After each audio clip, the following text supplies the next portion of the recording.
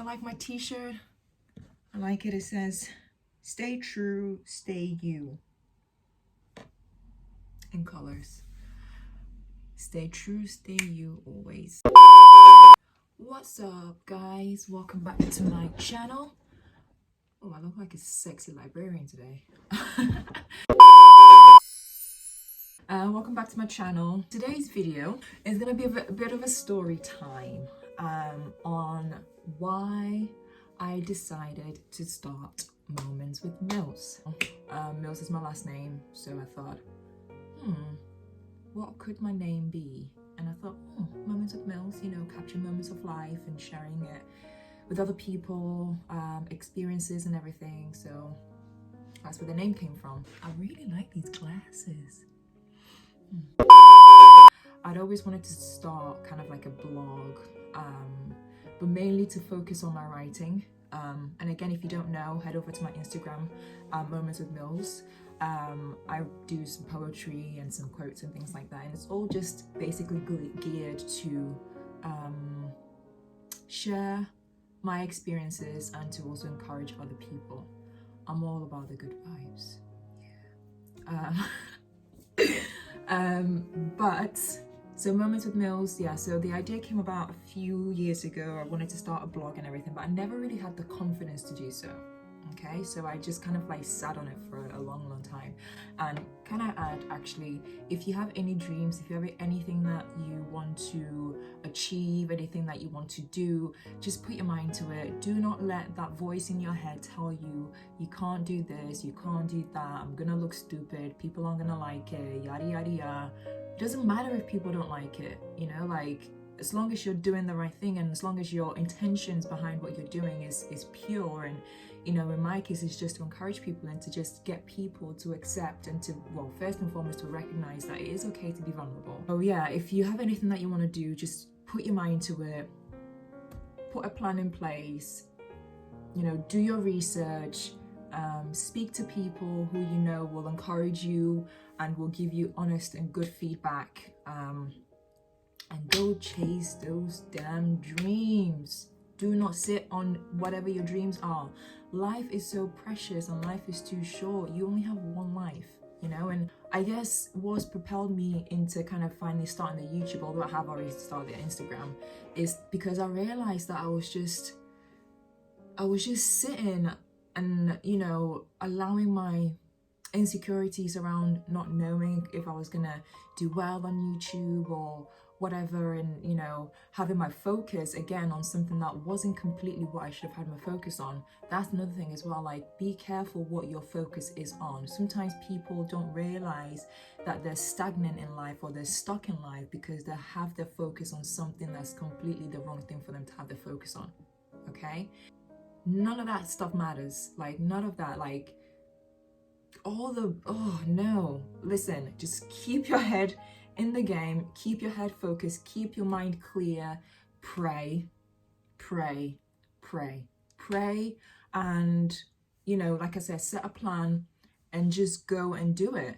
You know, if you put your hard work into it, if you put, if you let people see who you are, if you let people come and join you on the journey or whatever it is that you're planning to do, you know, just do it knowing that you're not doing it for anyone else but yourself. Obviously, you want to inspire people, but the right people who are supposed to get the message that you're supposed to do, and or be inspired by whatever it is that you're meant to start, like either a business or whatever, the right people will be aligned with what it is that you're going to do.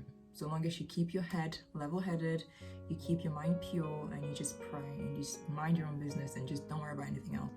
So anyway, I was sat on this for a while just purely because, you know, I was insecure. I was scared. I didn't know if I was gonna be okay, if I was gonna be good enough. I didn't know if, you know, people would like my stuff and all that kind of stuff. But actually, the more time I spent with myself and the more time I spent with kind of just, you know, connecting with God, it was all down to the fact that I realized that it's not about all of that. It's just about, you know, using your talent for the good, and the right people, like I said, will find you and will pay attention and will support and will take in whatever it is that you're putting out into the world.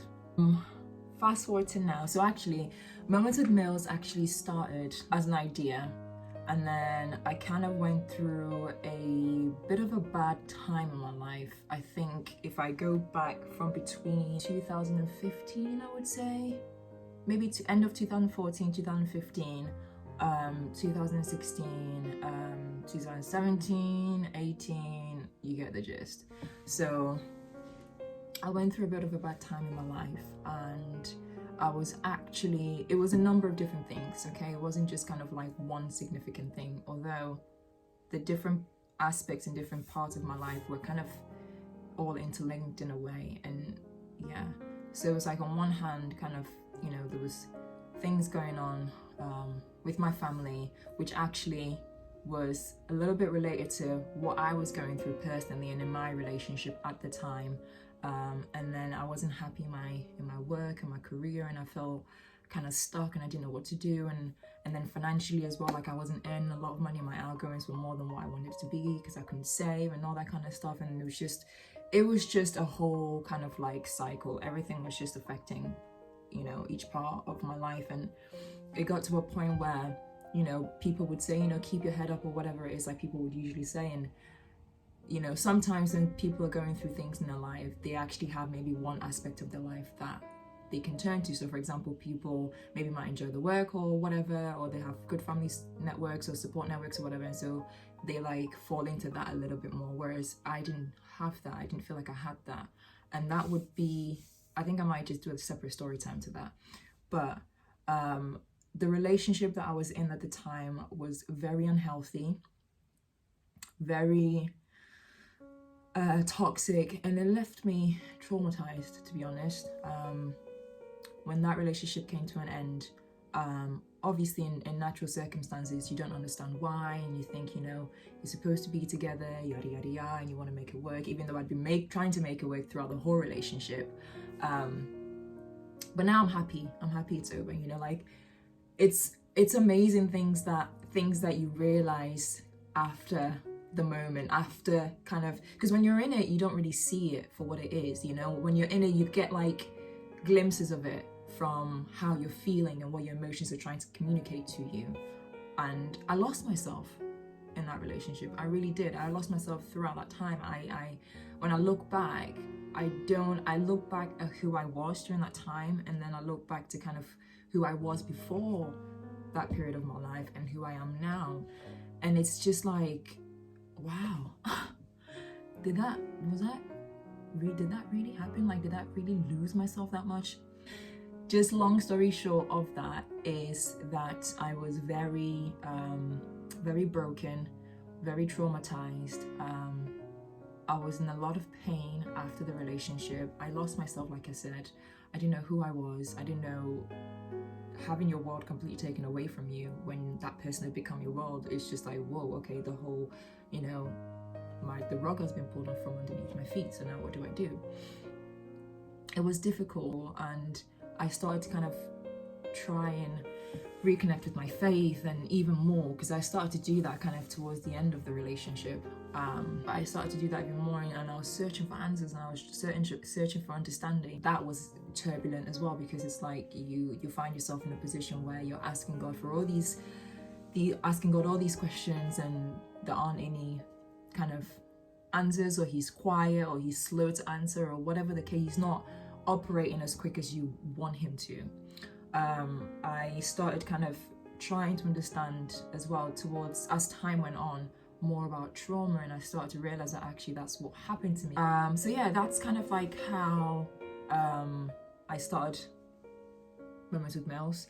Like I said, I was reading a lot about trauma, or trying to understand, and actually one of the roles that I worked at in the prison as an assistant psychologist, the clinical psychologist that I worked with at the time, we had such a good time together, and she taught me so much, so much. And she actually, without realizing, and without me realizing it myself, that she was teaching me things that I needed to learn about myself. She taught me so much about trauma and how that impacts you as a person, and how that can affect you, and how interpersonally, how you relate with other people, how that can affect you as well. You know, so many people have unresolved trauma. So many people actually don't even recognize when a situation has been traumatic for them.